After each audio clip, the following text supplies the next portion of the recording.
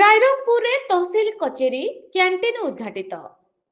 ମୟୂରଭଞ୍ଜ ଜିଲ୍ଲା ବାମନଘାଟି ଉପଖଣ୍ଡସ୍ତରୀୟ ଜନଶୁଣାଣି ରାଇରଙ୍ଗପୁର ସହରସ୍ଥ ସ୍ଥାନୀୟ ଉପଜିଲ୍ଲାପାଳଙ୍କ ସଭାଗୃହରେ ସରିବା ପରେ ଜିଲ୍ଲାପାଳ ହେମକାନ୍ତ ସୟ କଚେରୀ ନିକଟରେ ଥିବା ତହସିଲ କଚେରୀ କ୍ୟାଣ୍ଟିନକୁ ଉଦ୍ଘାଟନ କରିଥିଲେ।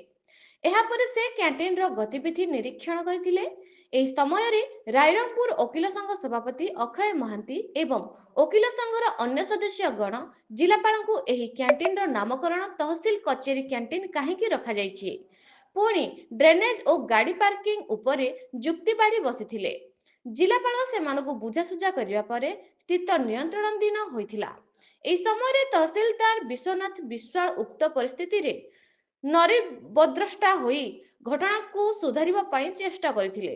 ଏହି ଘଟଣାଟି ସ୍ଥାନୀୟ ଅଞ୍ଚଳରେ ଚର୍ଚ୍ଚାର ବିଷୟ ପାଲଟିଛି।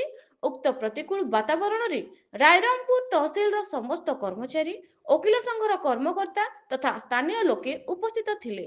ମୟୂରଭଞ୍ଜ ରାଇରଙ୍ଗପୁର ସାମଳେନ୍ଦୁ ପରିଡ଼ାଙ୍କ ରିପୋର୍ଟ, ନ୍ୟୁଜ ଓଡ଼ିଶା ଟିଭି।